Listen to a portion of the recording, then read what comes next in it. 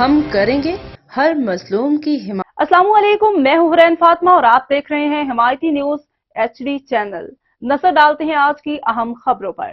وزیر اعلیٰ پنجاب مریم نواز کی زیر صدارت اجلاس میں مارکیٹ میں آٹے کے ریٹ محکمہ خوراک کی پیش کردہ ڈیٹا سے مختلف نکلے۔ وزیر اعلیٰ پنجاب مریم نواز کی زیر صدارت اجلاس ہوا، جس میں محکمہ فوڈ نے بریفنگ دی کہ پنجاب میں 2.2 ملین میٹرک ٹن گندم کے سرکاری ذخائر موجود ہیں اور مجموعی طور پر 6 ملین میٹرک ٹن سے زائد گندم موجود ہے، جبکہ ذخیرہ اندوزی کے سدبات کے لیے گندم ذخائر کی جیو ٹیگنگ کی جا رہی ہے۔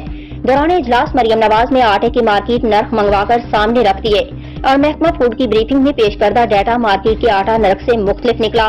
وزیر اعلیٰ پنجاب نے آٹا نرخ کے غلط اعداد و شمار پیش کرنے پر ناپسندیدگی کا اظہار کیا۔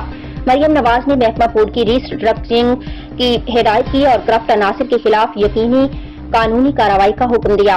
انہوں نے محکمہ فوڈ کے افسران اور ملازمین کی ڈیجیٹل مانیٹرنگ کا میکینزم بنانے کا بھی حکم دیا اور کہا کہ آٹا نرخ ناجائز طور پر بڑھانے کی اجازت نہیں دوں گی۔ مافیاز اپنا کام کر رہے ہیں اور محکمے سو رہے ہیں۔ وزیر اعلیٰ پنجاب کا کہنا تھا کہ محکمے اپنا کام نہیں کریں گے تو گورننس کیسے بہتر ہوگی۔ کسان گندم بیچ چکا، اب مافیاز کو عوام کا استحصال نہیں کرنے دیں گے۔